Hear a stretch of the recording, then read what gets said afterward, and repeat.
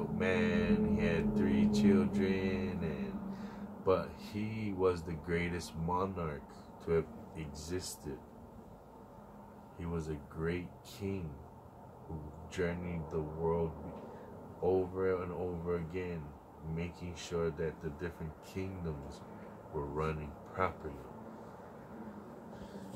So when they talk about Gilgamesh, they say about a king, of a great leader who built a ship. Yet you don't realize that Noah was a great leader. A lot of these stories haven't been told to you. You haven't read it for yourself. It's much more complex than what we see. There's much more information that we're not privy to. The flood. It's a wonderful story. More than 5,000 years ago, the story of the Great Flood was first told here, in the ancient cities of Sumer, Uruk, Eridu, and Ur. In Sumer, we find the first of almost everything that makes us civilized. They invented the wheel, government, and gardening. You gotta understand, the people in the Bible are the descendants of these people. Abraham, the father of our nation, is from this civilization. So this is our ancestors. Sumer, the first civilization on Earth. In a land without... If this is our ancestors, in our phenotype, in our image, this was the first great nation, wouldn't our look be ancient? Stone, they devised mud bricks, like those still made and used today. And from these simple building blocks, they erected the first great monuments called ziggurats, towering temples soaring hundreds of feet into the air. The Sumerians invented the 60-second minute and even the troubled teenager. Where did you go? I didn't go anywhere. If you didn't go anywhere, why do you idle about? Go to school, stand before your teacher, recite your homework, write your tablet. Do you understand me? Isn't that us today? We're stubborn. We know about the Sumerians, their startling innovations, and their everyday lives, thanks to their most impressive invention, writing. We know their ancient legends and their intimate secrets because someone wrote them down. It was... You see how they're so confident in how they know the stories of our ancestors. Why is it that they believe the Bible to be so profound and so true? It's because they have all the Sumerian artifacts.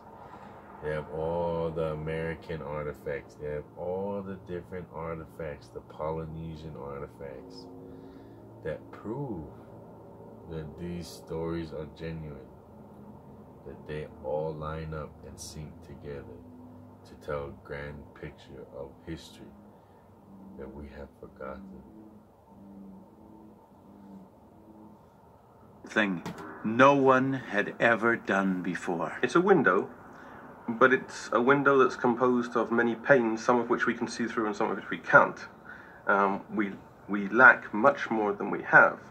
So while what we have is spectacular in some cases, we always have to bear in mind that there are parts of the daily lives of people that we can never see, and which we may never see because they're people that those writing the tablets didn't care about.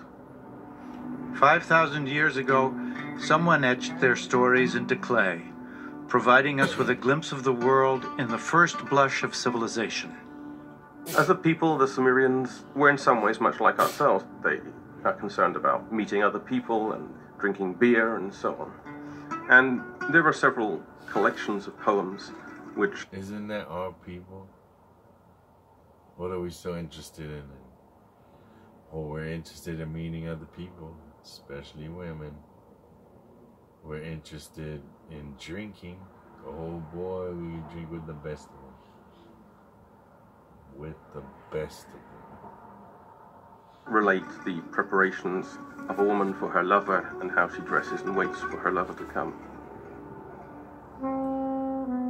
The center of Sumerian civilization was the lost city of Ur, once thought to be the birthplace of Abraham, first of the Bible's patriarchs.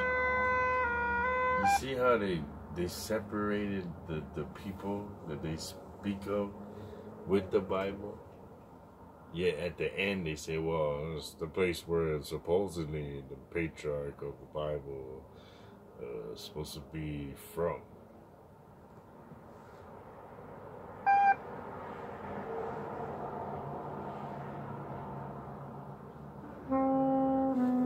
The center of Sumerian civilization was the lost city of Ur, once thought to be the birthplace of Abraham, first of the Bible's patriarchs.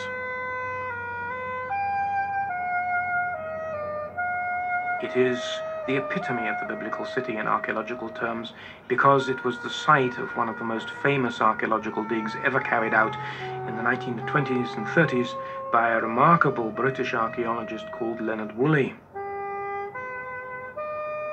A British archaeologist once described archaeology as the science of rubbish, which is so true. But give me the archaeologist who can make the stones and the bones and the bricks and the pots come alive. Leonard Woolley was like that. He would take people on a tour of a small quarter of Ur of the Chaldees where the house foundations are exposed. And as you walked through, he would talk about the lives of the people who lived in these houses, talk about the ovens, the sills, the low ceilings, the furniture. And Ur, in Woolley's hands, came alive.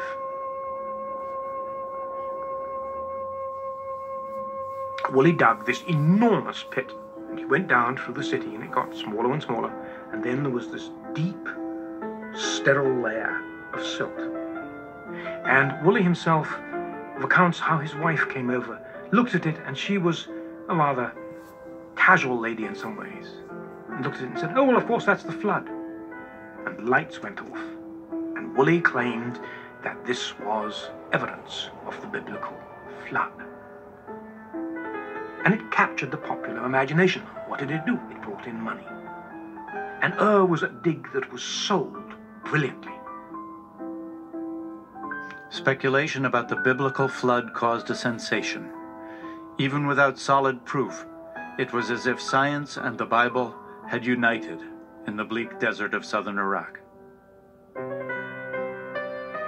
Woolley would eventually unearth an indisputable treasure, a discovery that provided extraordinary insight into this earliest of civilizations, the royal tombs of Ur.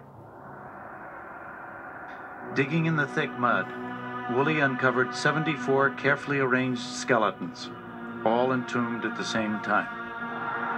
The burial told the shocking story of a king's final journey into the afterlife, and of those who accompanied him.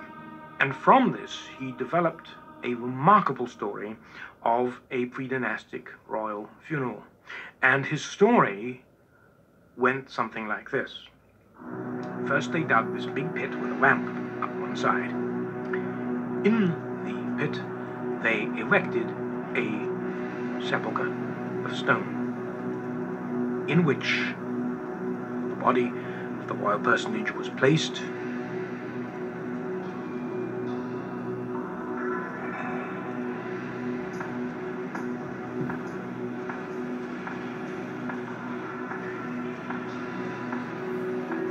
Then the entire court filed into the pit.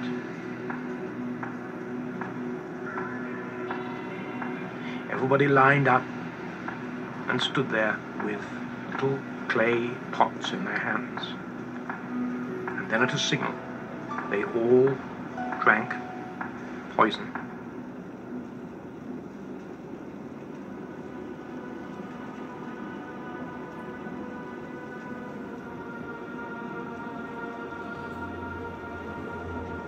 See how they're twirling their hair like the Jewish people, to imitate my natural curl.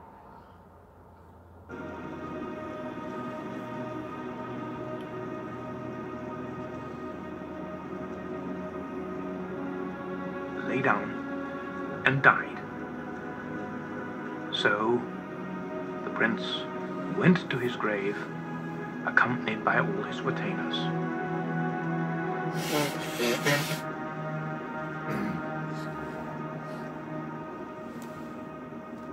This has become one of the great discoveries, one of the great funeral accounts of archaeology in early history. The discovery of the grave pits at Ur was a triumph of archaeology, revealing ancient secrets of the first civilization. But science alone can take us only so far. Where the trail ends, the Epic of Gilgamesh provides the final, tantalizing clues. Clues leading us back to a garden and a place some call paradise.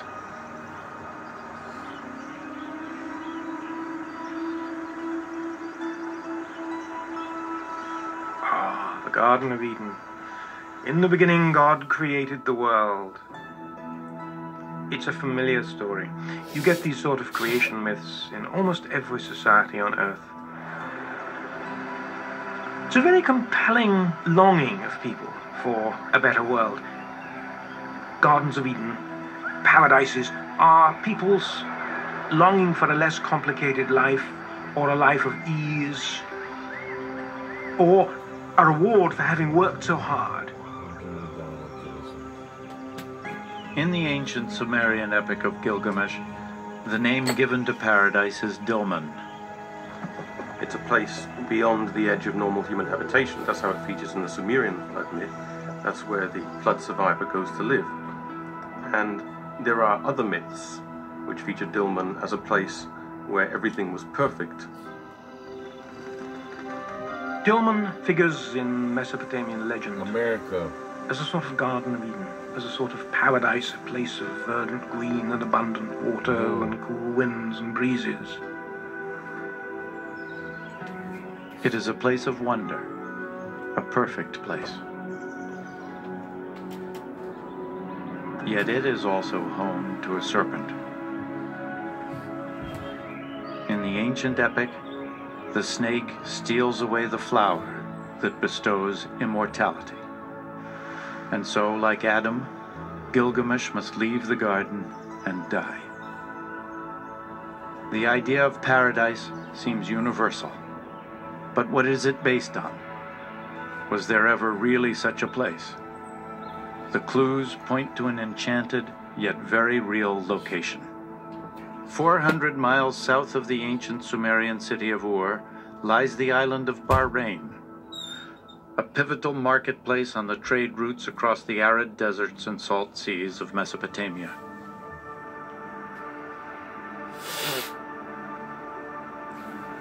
Today, Bahrain is something less than paradise, but it was once lush. Once this island had abundant water and thus abundant life.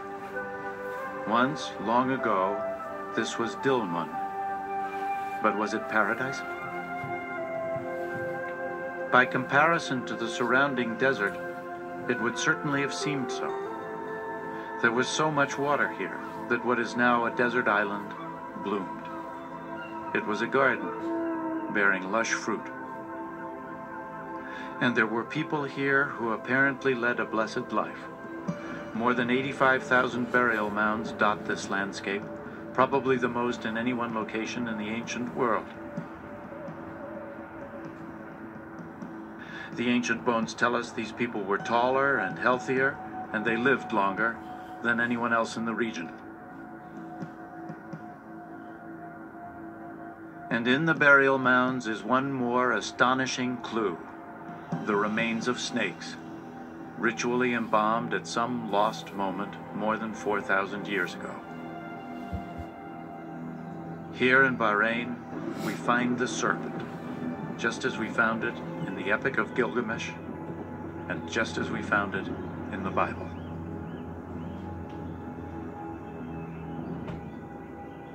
Our journey back in time has crossed the lands where the Babylonians, the Assyrians, and the ancient Sumerians once walked the earth.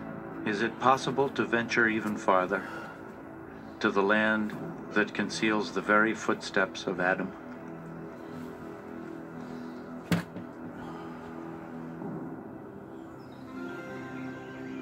Here faith and reason must part company. We now know there was once an island garden in Mesopotamia. We may choose to believe it was paradise.